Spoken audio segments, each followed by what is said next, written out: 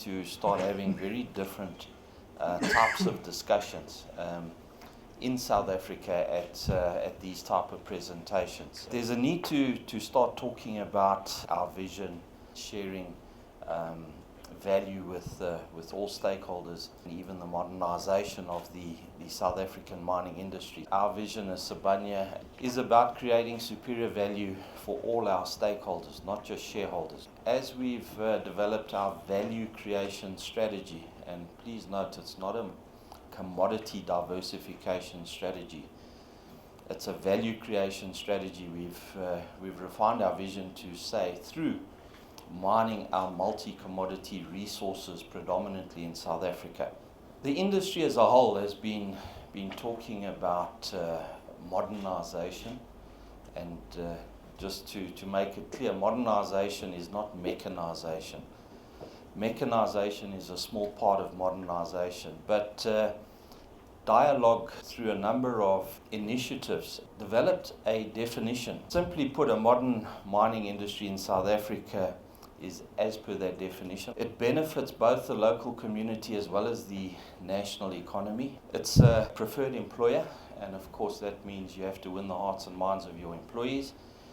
And it creates appropriate risk-adjusted returns for investors. That's the recipe, not only for ourselves, but for the rest of the South African mining industry. Superior value for all stakeholders. Our vision and the things that we are doing caters for all stakeholders. So let's talk a little bit about each stakeholder and over the last year what we've been able to do. I'm extremely pleased to announce a final dividend of 90 cents per share, which means our full year dividend is 100 cents per share, or if you convert that to cash, we've returned another 916 million rand to shareholders.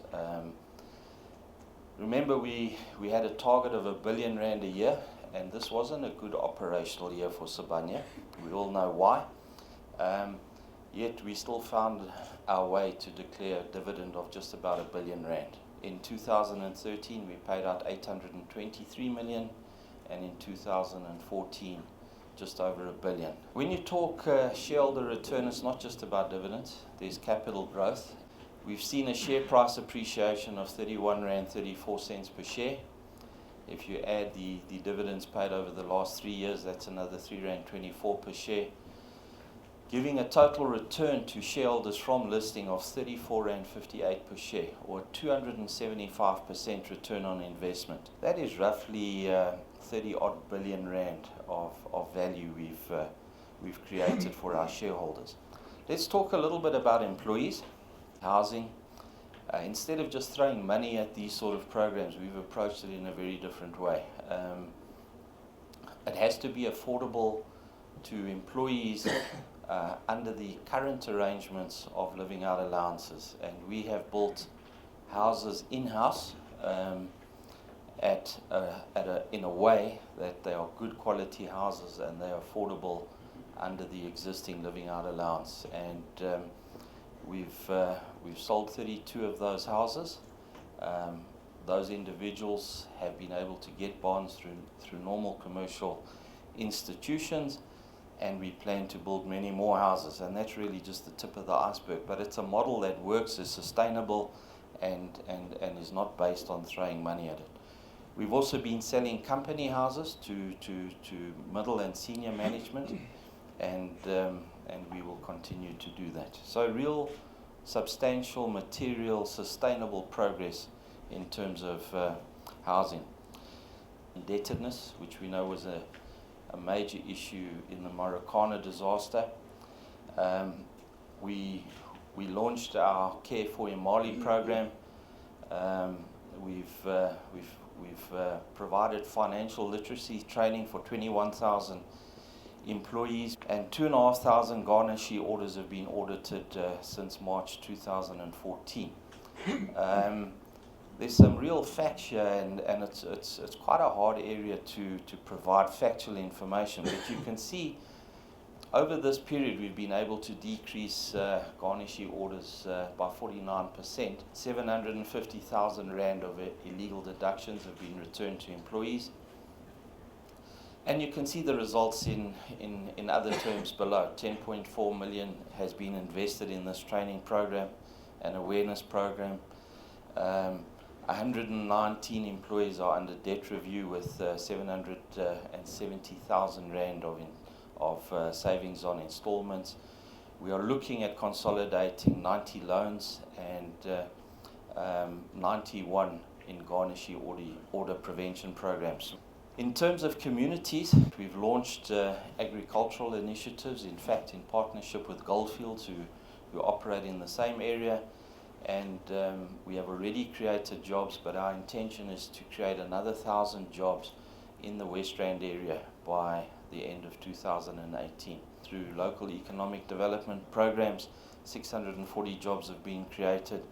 We have 305 bursaries, over 6,000 learnerships. We've spent 130 million Rand on uplifting local and labor-sending area communities. We've built a number of clinics. We've had a number of school projects that we've been engaged in, and as you can see, 10 environmental and agricultural projects.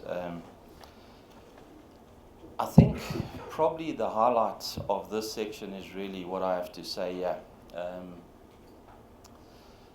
You would all know, especially the press that covered last year's wage negotiations, that the gold industry tabled a social and economic compact, which was really about, it was a new discussion first of all, and it was really a discussion about when the margins in companies are low, we need to protect jobs, and when the margins in companies increase, we can afford to pay more.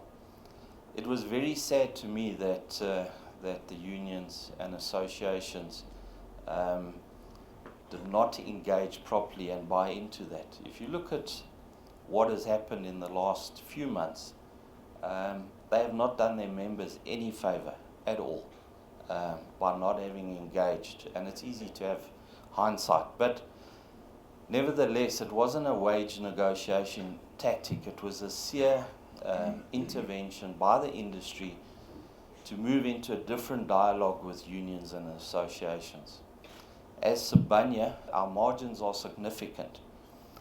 We continually get told that wage negotiations is not the place to table these sort of concepts. So let us go back to the table. We're not going to reopen wage negotiations. I think we must be very clear on that.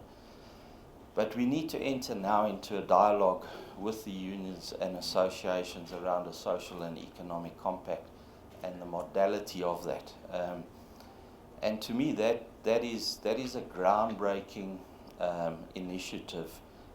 We're under no obligation to do this, but these are the type of changes that are necessary in the industry for it to be a better industry.